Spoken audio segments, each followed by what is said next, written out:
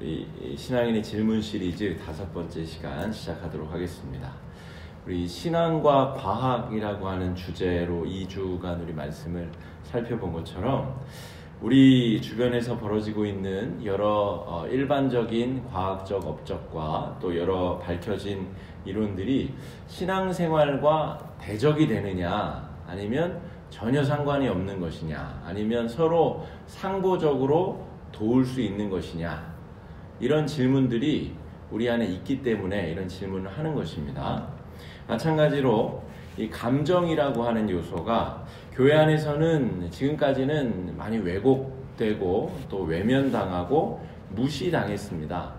그래서 어떤 면에서는 이 이성적 판단과 의지가 신앙생활의 중심을 이루는 중요한 축이 된다, 이렇게 생각을 하였습니다. 그래서 결심하고 믿음만 있으면 의지를 가지고 무조건 된다라고 하는 그런 생각이 우리 많이 있었죠. 그래서 굳은 결심과 의지로 믿음 생활을 이어나가는 것이 최고로 좋은 것인 줄 알았습니다. 그런데 여러 군데에서 문제가 생기는 거죠. 이를테면 예를 들어 명성교회 사태, 그렇게 훌륭하게 평생을 목회하셨던 그 원로께서 막판에 그걸 놓지 못하는, 자식에게 꼭 물려줘야 된다는 그것이 사실은 교단 전체에 정한 헌법을 무시하면서까지 강행하는 결과를 만들어냈고, 아직까지도 해결의 실마리를 찾지 못한 채 이제는 반대파들이 또 집결하여서 그 명성교회의 그 결정을 지지하는 세력들이 또 세를 규합하여 또 힘을 합치고 있습니다. 그러니까 그런 문제만 보더라도 또 우리 교회 안에, 또 한국 교회 안에 여러 다툼과 갈등과 어려움이 일어나는 그런 문제들만 보더라도 왜 이런 문제가 해결되지 않을까? 믿음들이 다 좋으신데, 다 믿음 좋고 봉사 열심히 하시는 분들이 왜 그렇게 서로 힘든 관계를 유지하셔야 될까? 이런 문제를 포함하여 우리가 그동안 의지와 결심과 믿음만으로 뚫어낼 수 있다라고 여겼던 부분들이 많은 신앙적인 갈등들을 유발시킨다는 것이죠. 훌륭한 교계의 중진 목회자들, 수천 명씩 목회를 하던 그런 목회자들이 성적인 타락, 자기가 가르치던 어떤 청년하고 또 불륜관계, 또 권사님하고 불륜관계에 이르른다든지, 이런 문제들이 더 이상 쉬쉬한다고 없어지거나 사라지지 않는 문제다라고 하는 것이죠. 선생님, 저 히터를 하나만 좀 꺼주시면 좋겠습니다. 그러니까 여러 그런 교회 안에서 벌어지는 그런 문제들이 믿음만, 의지만, 이성적인 판단만 분명히 한다고 해결되지 않는다는 것이죠.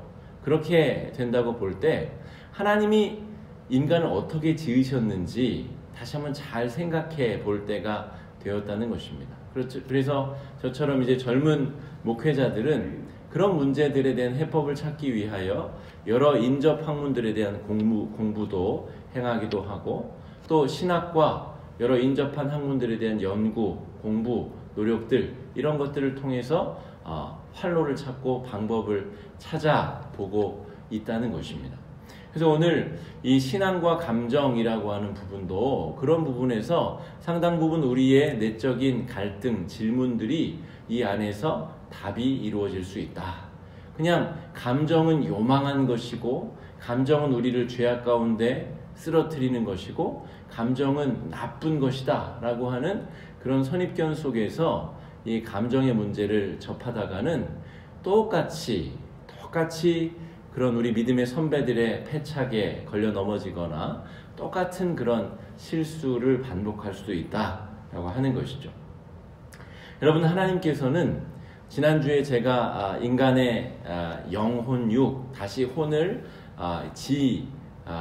또 정, 의 이렇게 구분하였지 않았습니까? 영과 혼과 육, 그 중에 혼이라고 하는 영역은 다시 이성과 감성과 의지의 영역으로 나뉜다. 그런데 다시 세밀하게 나누면 이성과 의지라고 하는 부분은 한 편입니다. 그러니까 3등분 하지 말고 2등분으로 해보자면 이성적인 판단과 의지를 하나, 그리고 감성의 영역을 하나. 하나님이 사람을 그렇게 지으셨다는 것이죠. 사람 안에 인격은 그 두 개의 기둥이 똑바로 세워져서 그 기둥이 올바로 협력하고 상호작용할 때 인간이 건강한 인격을 가지게 되고, 그 건강한 인격이 하나님과의 건강한 관계로 나아가도록 돕는다라고 하는 것입니다. 생각해 보시면 인간은 피조된 존재이기 때문에 언젠가 죽을 수밖에 없고 연약함과 결핍을 안고 있을 수밖에 없습니다. 그렇죠? 그렇기 때문에 이 감정이라고 하는 요소는 그 늘 불평과 불만을 쏟아낼 수밖에 없는 유한성을 안고 있는 거죠. 그러니까 우리의 감정이 나 이거 키가 좀만 더 컸으면 좋겠는데, 나는 이렇게 뭔가 좀 더 내 몸매가 예뻤으면 좋겠는데, 나는 머리가 좀 빠지지 않았으면 좋겠는데, 난 돈이 좀만 더 있으면 좋겠는데, 그게 잘못된 게 아니라고요. 그거는 하나님이 우리를 그렇게 지으셨기 때문에 우리가 하나님이 아닌 이상 그런 결핍에 대한 느낌들이 계속 샘솟는 것이 인간의 정체성이다. 그런데 그것을 어떻게 해결할 것이냐, 그 문제가 남는 것이죠. 그 문제를 어떻게 해결할 것이냐, 하나님 앞에 꼭 붙어서, 포도나무 가지가 포도나무 줄기에 붙어서 샘솟는 은혜의 자양분을 공급받으며 부족할지라도 감사와 은혜를 느끼며 살아갈 것이냐, 아니면 나는 의지가 있고 나는 이성적 판단의 능력이 있으므로 옆에 아이 걸 뺏어야 되겠다, 혹은 내가 자기 완성도를 높이면 이런 부족함들을 만회할 수 있을 것이다, 그렇게 해서 하나님 없이 자신만의 해결책을 찾는 것을 우리는 우상숭배다, 신학적인 용어로 그렇게 정의할 수가 있습니다. 그러니까 여러분, 우리 안에 연약함과 부족함을 계속 가르쳐주는 이 감정이라고 하는 센서가 살아있어야 하나님 앞에 인간이 바로 설 수 있다라고 하는 것이죠. 다리가 짝짝이였다고 한번 생각해 보십시오. 한쪽 다리가 5cm가 짧다고 한번 생각해 보십시오. 그럼 어떻게 걸어 다닐 수가 있겠어요? 걸어 다니게 하겠죠. 5cm 굽이 높은 구두를 한쪽 다리에 신거나 보조 부목을 짚거나 여러 방법이 있겠지만 올바로 설 수가 없다는 것이죠. 우리 안에 오늘 이 저녁에 기억하실 것은 인간의 인격을 형성하는 중요한 기둥이 무엇이냐면 이성과 감성이다. 그 둘이 건강하게 한 사람 안에 존재하여야 한 사람의 신앙생활, 영성생활이 건강해질 수 있다라고 하는 것입니다. 창세기 3장 6절, 7절 오늘 본문이 많이 나올 텐데 그냥 메모만 해두셨다가 집에서 한번 찾아보십시오. 창세기 3장 6절 7절에 하와가 이제 선악과를 따먹는 장면이잖아요. 그런데 먹음직도 하고 보암직도 하고 지혜롭게 할 만큼 탐스럽기도 했다. 그러니까 하와의 그 감정이 정말 저것만 먹으면 내가 아담보다도 더 하나님 앞에 사랑받을 수 있을 텐데, 조금 더 하나님처럼 내가 된다면 나도 저 옆에 에덴 동산 하나 만들어서 나도 인간을 만들고 걔네들과 함께 신나고 즐겁게 살 수 있지 않을까? 자신의 연약함을 극복하기 위한 이 감정의 움직임이 지금 나타났다는 것이죠. 그 감정의 움직임을 바로 제대로 알아차려주고 제대로 응대해주지 못했기 때문에 무슨 일이 벌어지죠? 선악과를 따먹는 범죄가 저질러진다는 것이죠. 그러니까 감정 자체가 나쁜 것이 아니고 감정은 감정의 일을 했는데 하와가 이성을 통하여 그 감정과 적절한 관계를 유지하고 그 감정을 제대로 잘 알아차려주고 응대하지 못했기 때문에 죄악이 일어났다라고 하는 것입니다. 사무엘상 18장 10절에서 11절에 보면 이 사울이 악령에게 시달립니다. 10절에 이렇게 써 있습니다. 그 이튿날 하나님께서 부르시는 악령이 사울에게 힘 있게 내리매 그가 집안에서 정신없이 떠들어대므로 다윗이 평일과 같이 손으로 수금을 타는데 그때에 사울의 손에 창이 있는지라 그가 스스로 이르기를 내가 다윗을 벽에 박으리라 하고 사울이 그 창을 던졌으나 다윗이 그 앞에서 2번 피하였더라.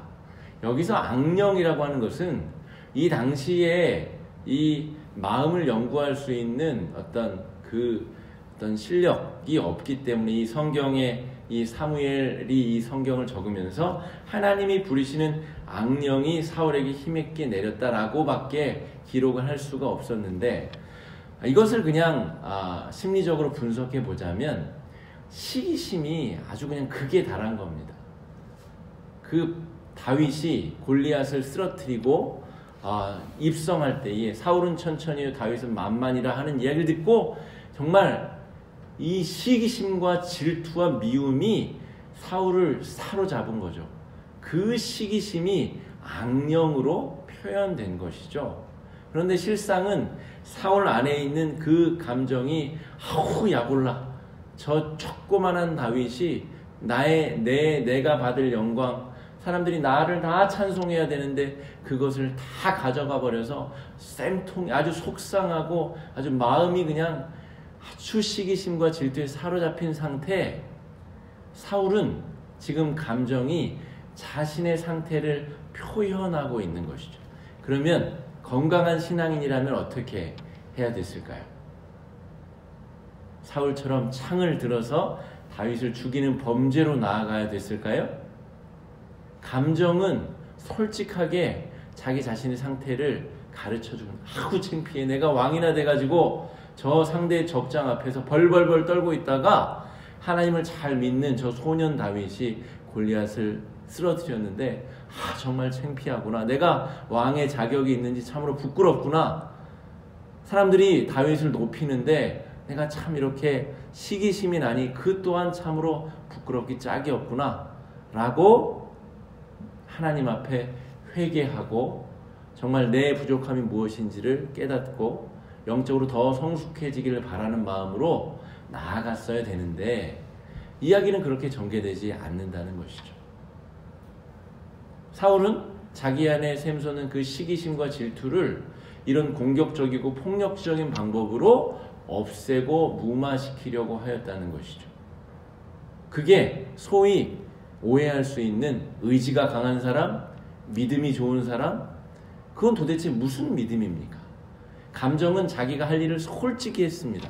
그런데 감정이 한 일을 이 이성이 제대로 반응하고 알아차리지 못했다는 것이죠.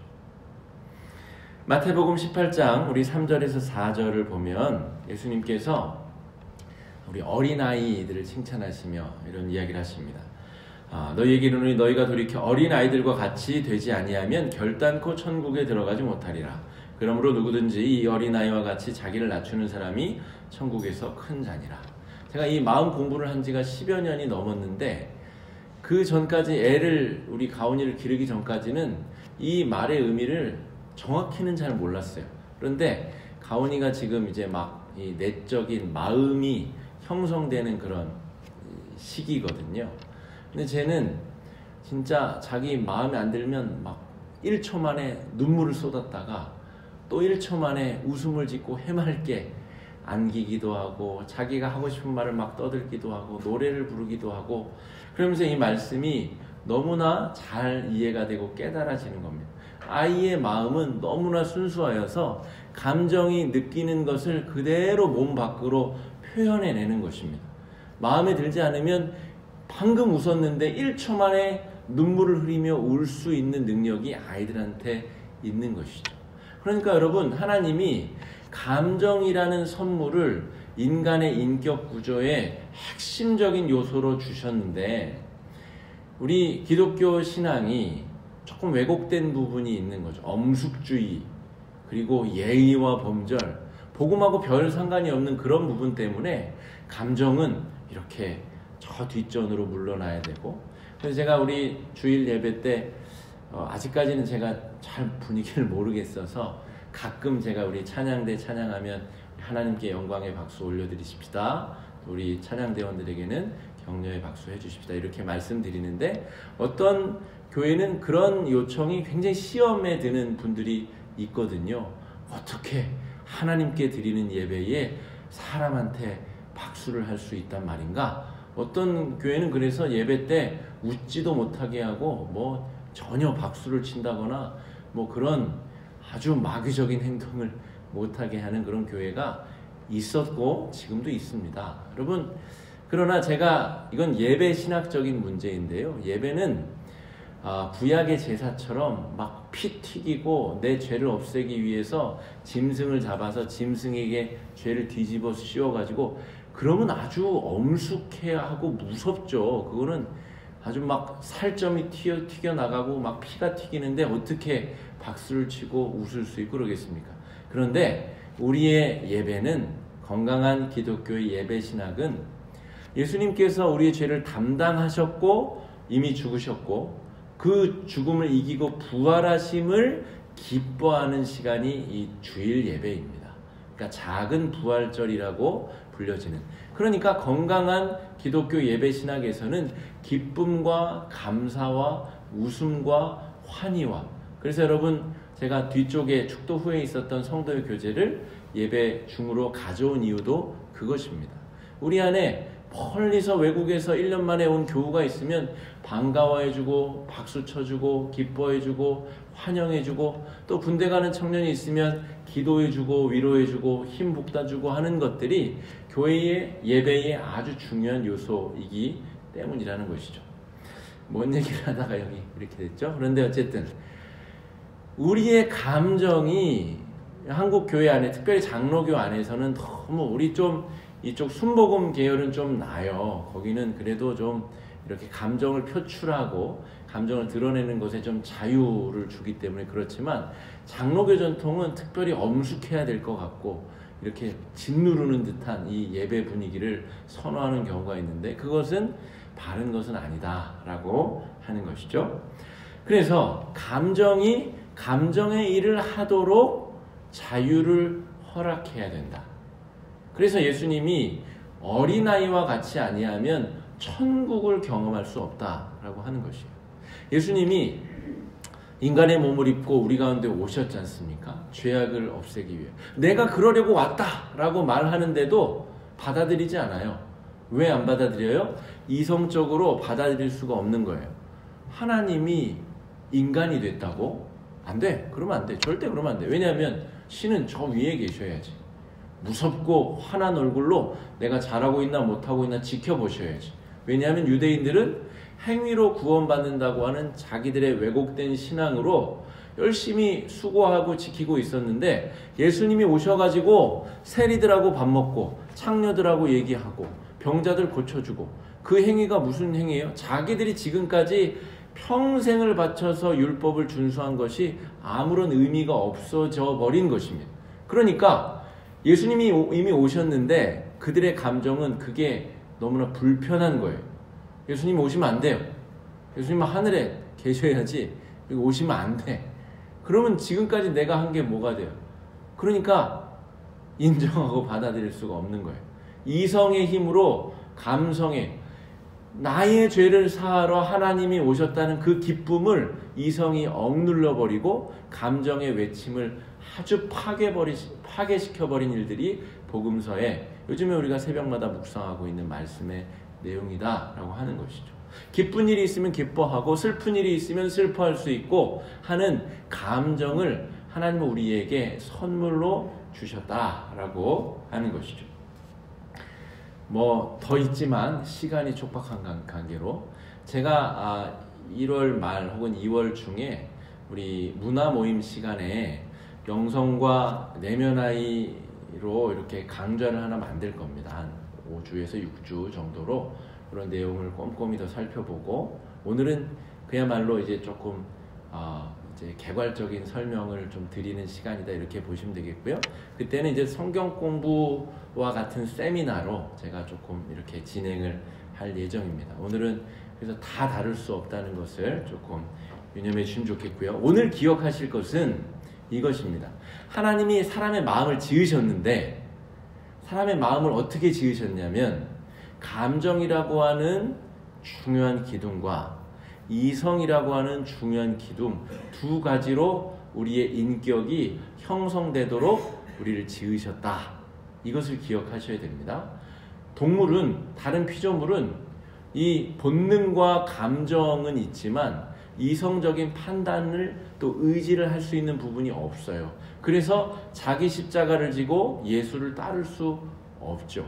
인간에게 특별히 하나님께서 그러한 인격과 마음의 구조를 형성해 주셨다는 겁니다. 여기까지 잘 들으셨죠? 그러면 이제 역할을 좀 구분해 보겠습니다. 역할.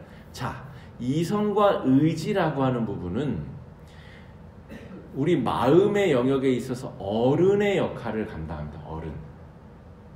어른. 감정이라고 하는 것은 아이의 역할을 감당합니다. 그러니까 한 사람의 내면에는 아이와 어른이 공존하고 있습니다. 모든 사람이 다 그렇습니다. 오늘 94세 우리 이창래 권사님 뵙고 왔는데요. 94세 백수를 바라보시는 권사님 마음에도 감정이라고 하는 어린아이가 살아있다는 것이죠. 사람이 찾아가면 너무너무 좋은 게, 기분 좋은 게 얼굴에 드러나는 것, 내면 아이가 살아있기 때문이에요.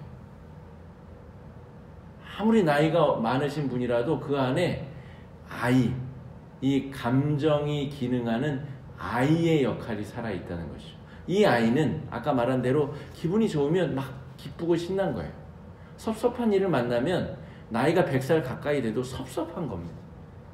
섭섭한 느낌이 들고 슬픔이 밀려오고 또 어려운 중에 하나님께서 은혜를 주시면 감사함이 느껴지는 그 내면에 아이가 있는 것이죠. 그리고 한 사람 안에는 어른의 역할을 하는 이성이 살고 있다는 것입니다.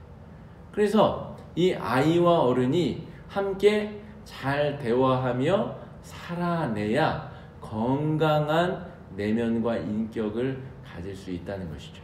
그런데 우리 속담에 3살 버릇 여든 간다는 말이 있지 않습니까?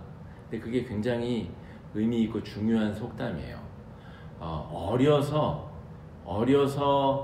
상처를 받고 어려서 제대로 돌봄을 받지 못하면 그 아이, 감정, 이 아이가 제대로 이 돌봄을 받지 못하면 나이가 자라서도 그 아이가 어렸을 때의 그 상처받은 그 상태 그대로 붙잡혀 있습니다.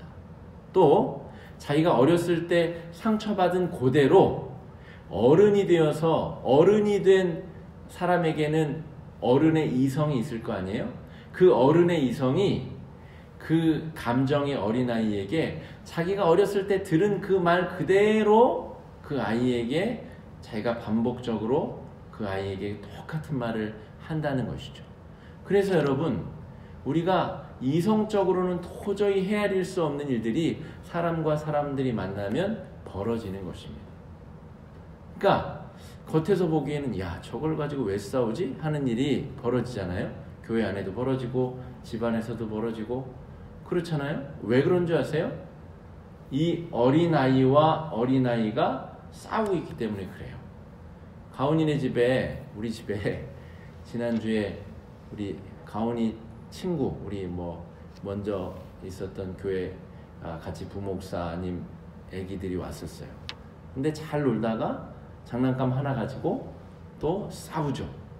그거를 갖고 놀겠다느니 내 거라느니 애랑 애가 싸우는 거죠. 그게 합리적으로는 싸울 일이 아니죠. 놀 게 그렇게 많은데 너 이거 갖고 놀아, 내가 저거 갖고 놀을게, 조금 이따 바꿔 놀자 하면 될 거 아니에요.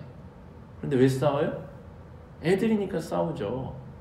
자기가 제일 중요하고 내가 지금 이걸 당장 하고 놀고 싶은데, 그리고 그래서 그 옆에 친구가 다른 걸 갖고 놀면 또 그새 그걸 버리고 또 가서 그걸 가지고 뺏고 싸우죠.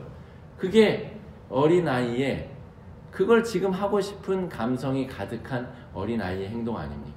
그러니까 말도 안 되는 거 가지고 싸우는 걸 보면 여러분, 어린아이와 어린아이가 싸우고 있다 이렇게 보시면 됩니다. 여러분, 오늘 이 개념을 정확하게 이해하시면 교회 안에서 또 가정 안에서 혹은 저 여의도 정치권 안에서 벌어지고 있는 일들이 조금 더 다른 시각으로 보일 수 있습니다. 그리고 좀 더 개방적으로, 포용적으로 저 사람은 도대체 어떤 과거가 있길래, 어린 시절을 어떻게 보냈길래 저런 일이 벌어질까, 조금 더 여유로운 마음으로 볼 수 있다는 것이죠. 그리고 결론 부분에 제가 이따 다룰 것은 무엇이냐면, 하나님이 인간을 만드셨기 때문에 하나님께서 마음의 주인이 되실 때 연약한 인간의 내면의 문제가 어떻게 회복될 수 있는지, 또 하나님께서 우리의 마음의 주인이 되실 때 관계와 관계는 어떻게 회복이 될 수 있을지, 우리의 궁극적인 관심은 거기에 있다는 것이죠. 하나님이 사람의 마음을 그렇게 지으셨다면 그 마음의 주인은 하나님이셔야 완벽해지는 것이죠. 아까 제가 이성이라고 하는 마음의 어른이 살고 있고, 또 감성이라고 하는 마음의 어린이, 내면 어른, 내면 아이, 이렇게 이해하시면 됩니다. 내면 어른과 내면 아이가 살고 있어요. 그런데 이 둘 사이가 좋지 않으면 여러 가지 문제가 발생하는데, 우리 하나님의 형상이 우리에게 주어져 있다 말씀드렸죠. 성령이 우리 마음의 주인 되시면 성령과 내면 어른과 내면 아이가 우리 내적 삼위일체를 이루어 성령의 조명을 받아 건강하고 아름다운 인격으로 자라날 수 있습니다. 우리가 궁극적으로 기도하고 바라야 될 것은 거기라는 것이죠. 그걸 좀 더 우리가 살펴보도록 하겠습니다.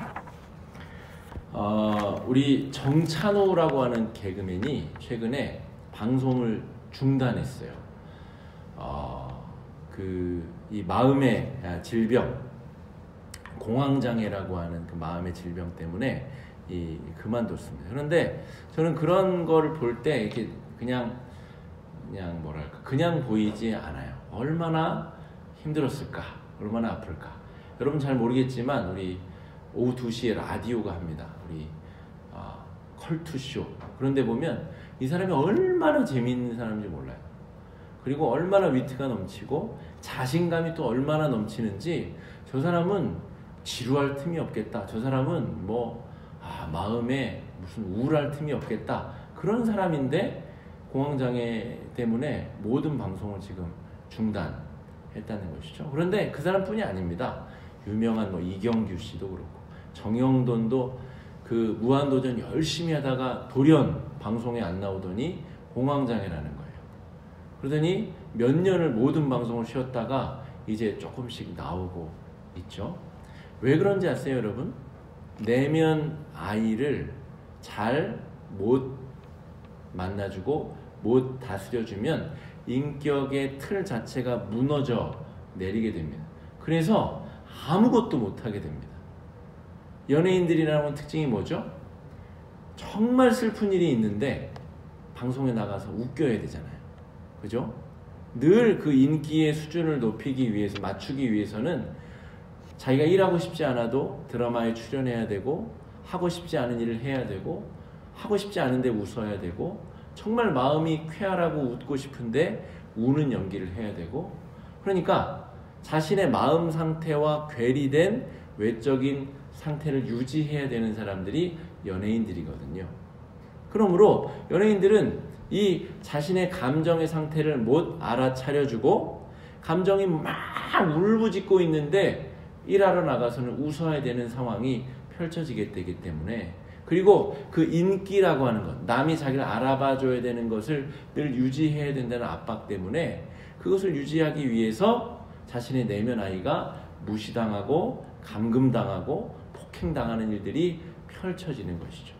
감정을 무시하면 모든 것을 잃게 될 수 있다는 것입니다. 이 연예인 얘기를 제가 왜 했는지 아세요? 교회가 그런 비슷한 모습을 띠는 것이기 때문에 그렇습니다. 교회에 오면 여러분 항상 기뻐하고 쉬지 말고 기도하고 범사에 감사해야 되기 때문에 여기서는 늘 웃어야 될 것 같고, 늘 감사와 찬송을 해야 될 것 같고, 늘 겉으로 드러내 보이기에는 장로님이시니까 저분은 믿음의 흔들림이 전혀 없어야 되고, 마음의 흔들림이나 갈등도 없어야 되고, 신앙인의 질문, 장로님들은 그런 것도 없어야 되고, 그런 어떤 이성적인 사고와 이성적인 판단으로 우리의 신앙생활이 이끌어져 가는 그런 곳이 교회일 가능성이 높다는 것입니다. 그런데 교회와 성도는 오히려 이 자신의 이성과 내면 어른과 내면 아이가 건강히 대화할 수 있는 거의 마지막 공간입니다. 하나님 앞에 마음을 터놓고 기도할 수 있는 기도의 자리. 슬프면 울어야죠. 그죠? 우울하면 우울하다고 이야기를 해야죠. 지치면 지쳤다고 고백을 해야죠. 하나님 앞에 그렇게 다 내려놓고 눈물 콧물 흘리며 기도할 수 있어야 되는 것이죠. 지난주 말씀드린 대로 적어도 목장 모임에서는 신뢰할 만한 사람들에게 자신의 감정이 하는 이야기를 털어놓을 수 있어야죠. 사실은 내가 권사 20년 차인데 나 요즘에 너무 불안해. 너무 정말 마음에 어려움이 있어. 얘기를 할 수 있어요. 그게 권사 20년하고 무슨 상관입니까? 아무 상관이 없다니까요. 우리 마음은 늘 솔직하고 정직하게 우리에게 사인을 보냅니다. 그 사인에 반응하고 알아차리고 어른으로서, 이성이 어른으로서 그 아이를 잘 만나주지 않으면 마음이 난동을 부리거나 마음이 고꾸라지거나 심지어 공황장애처럼 마음이 완전히 무너져 내리거나 파괴되는 일들도 벌어질 수 있다라고 하는 것이죠. 여러분, 제가 지금부터 묘사할 것은 뭐 시간이 없어서 다 묘사할 수는 없습니다만 대부분의 사람들에게서 한 가지 혹은 복합적으로 여러 가지 내면으로 벌어지는 일들입니다. 감정, 내면 아이가 무시당했을 때, 내면 아이를 무시당하고 이성의 힘만으로 살아가려고 할 때 벌어지는 일들.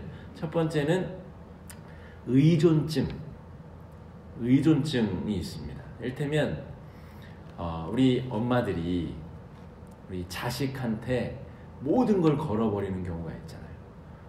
남편은 일한다고 밖에 나가서 들어오지도 않고, 그렇다고 뭐 딴 데 낙이 있는 것도 아니고, 오로지 자식, 그 아들, 그 잘난 아들, 그 아들이 자신의 모든 것이 되어버리는 의존증 현상.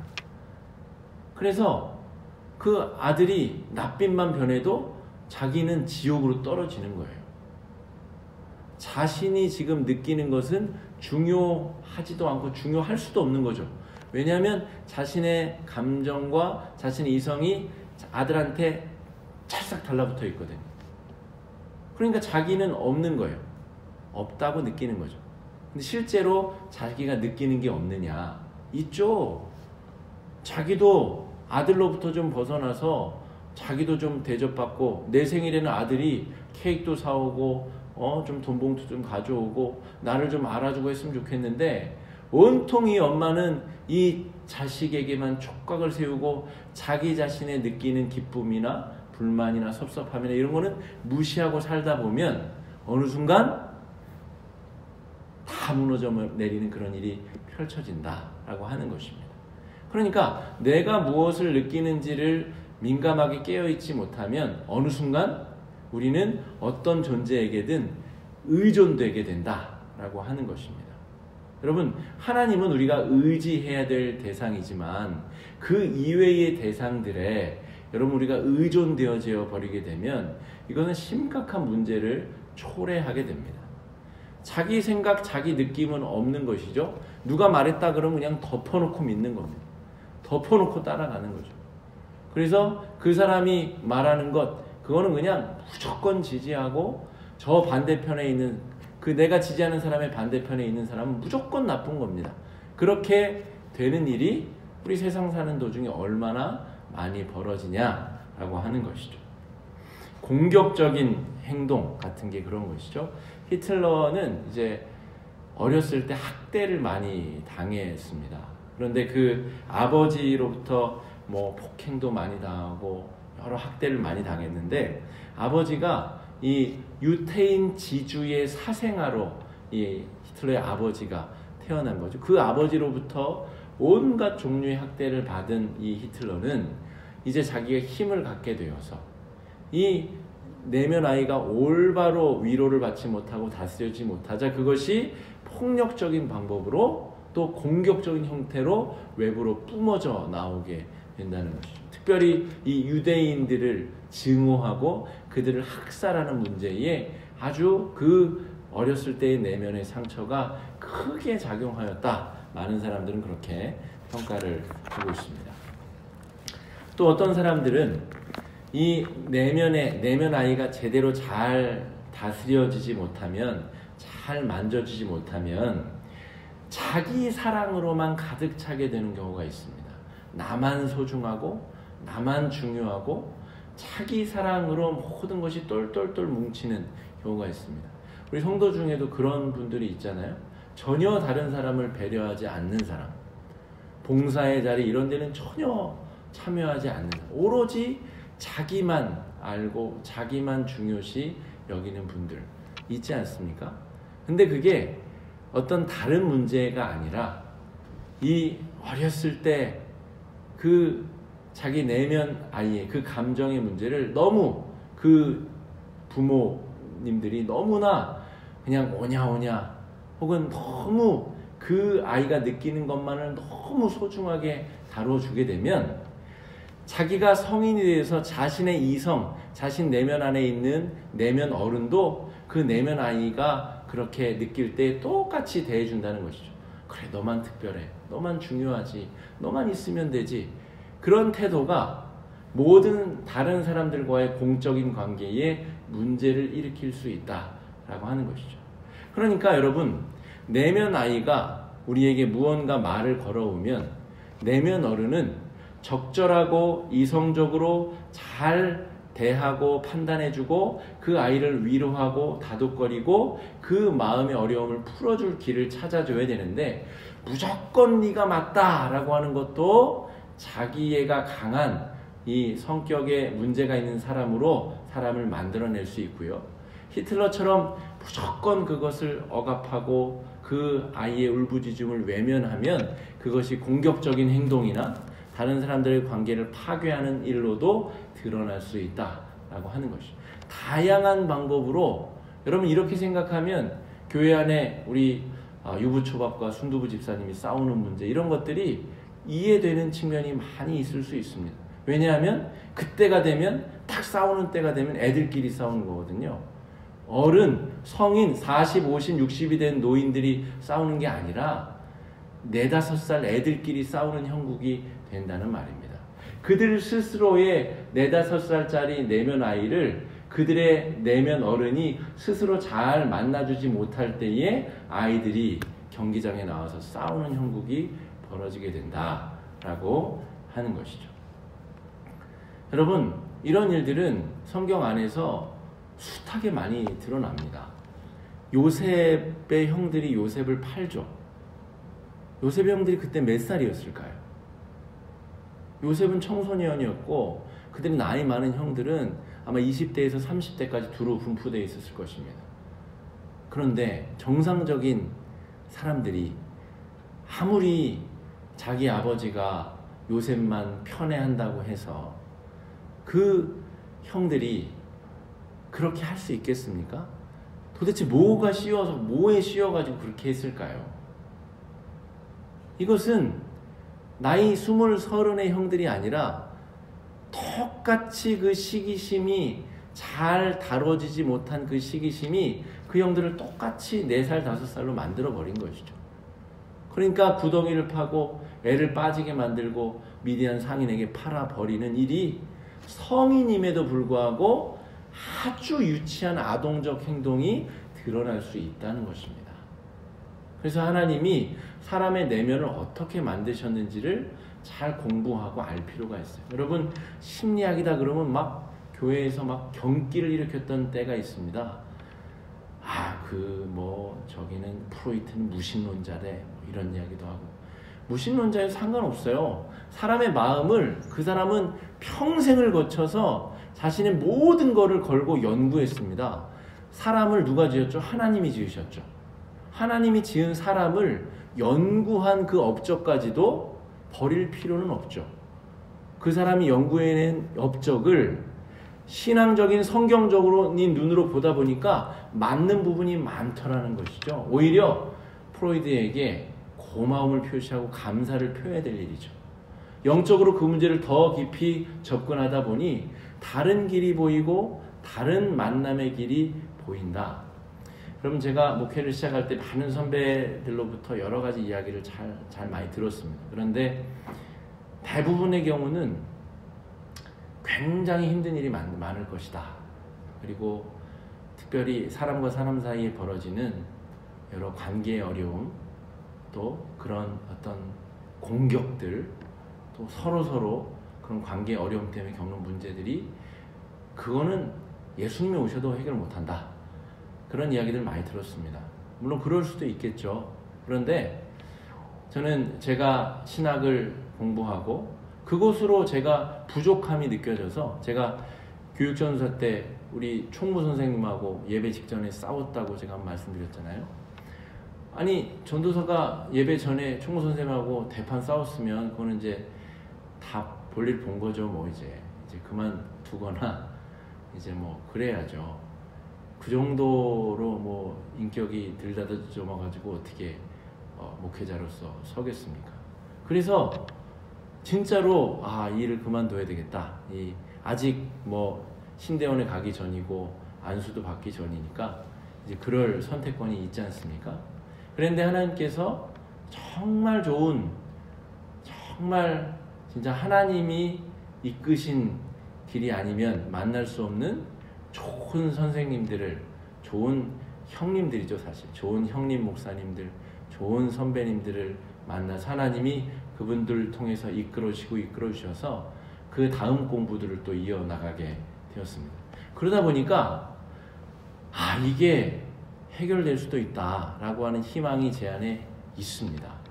왜냐하면 우리는 예수 그리스도, 그분의 영 성령이 우리 마음의 주인이 되시면 불가능할 일이 없습니다. 여러분, 프로이드는 마음을 아주 잘 연구한 그런 학자인데 1세대 학자이기 때문에 오류와 문제가 많이 있습니다. 그 뒤에 후배 학자들에 의해서 그 이론이 조금 뒤집혀지거나 바뀐 부분들이 많이 있는 거죠. 근데 어쨌든 인간의 무의식의 존재를 밝혀낸 데에는 아주 정말 부인할 수 없는 탁월한 공헌이 있습니다. 그런데 프로이드의 결정적인 단점이 뭐냐면 인간의 인생은 5세 이전에 다 결정된다는 겁니다. 5세 이전에 그가 어떤 교육을 받았는지를 알면 그가 나중에 어떻게 살아갈지를 100% 결정하여 알아볼 수 있다는 것입니다. 그게 사실은 문제죠.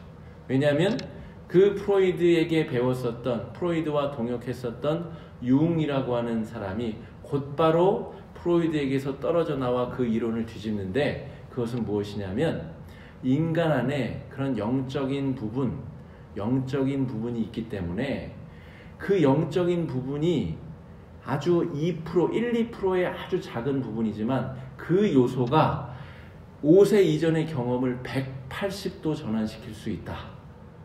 그러니까 우리 안에 그 영적인 요소, 영적인 부분, 성령이 우리 마음의 주인이 되시는 순간 여러분, 우리 인생의 역전이 더 놀랍고 아름답게 이루어질 수 있다라고 하는 것이 지금까지의 그런 심리학자들의 연구 결과임과 동시에 또 하나님을 믿고 하나님의 은혜를 믿고 우리는 바울이 어떻게 변화했는지 알고 있지 않습니까? 그가 예수 믿는 자들을 죽이러 다니던 사람이 예수 그리스도를 한 번 다메섹 도상에서 만난 이후에 그 내면이 완전히 바뀌는 은혜의 경험을 하는 것을, 수많은 증거들을 다니엘과 요셉과 다윗과 같은 사람들이 어린 시절, 유년 시절에 학대와 같은 감옥 생활을 경험하고 형들로부터 버림을 당하고 온갖 유린을 당했음에도 불구하고 그들이 가지고 있는 믿음으로 말미암아 이겨내는 이야기들 우리는 성경의 유산으로 가지고 있지 않습니까? 그런데 왜 우리가 포기해야 됩니까? 왜 우리가 그것을 포기해야 되냐 말입니다. 저는 아버지 일찍 돌아가시고 사실은 방치되어서 살아갔습니다. 그래서 저는 초등학교에 갈 때 준비물을 준비해서 간 적이 한 번도 없어요. 미술 수업이 있으면 그거는 옆에 아이 도화지 찢어서 다른 친구 색연필을 빌려서 당연히 수업을 하는 건 줄 알았어요.